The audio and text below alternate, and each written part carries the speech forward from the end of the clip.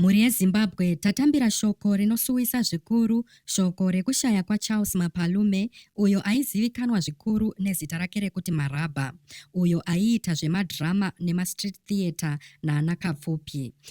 Fambise zvisiri izvo handina kufa, handichafa time kana Mwari ada. Wamboti gare gare. Ndamboti gare. Maraba ashaya nhasi mangwanani kuHarare Hospital mushure mekurwara zvakaipisisa uko kwaakange achiita. Mashoko anorwadza aya ekufa kwake atsinhirwa neshamwari yake yepedyo Tafadzwa Shugeta, izvo zvavhundutsa nyika yose.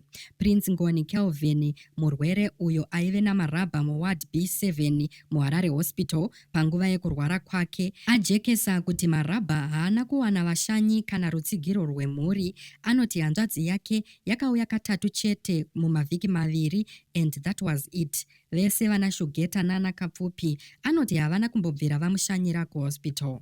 Nekuda kwekuomerwa kwemari, zvekudya uye zvakakosha zvaive zvishoma, Prince anoti aigara achigoverana chikafu chake naMaraba, ukowo vana mukoti vachibetserawo.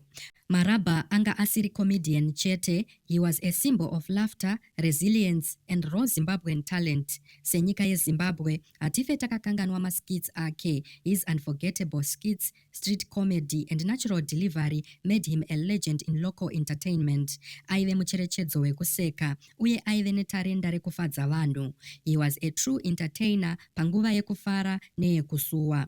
Kubva pabuda nhau dzekufa kwaMaraba, vanhu vazara pasocial media zviuru nezviuru zvichiratidza kusuwa uye kutenda nemufaro waakapa kuburikidza muunyanzvi hwake.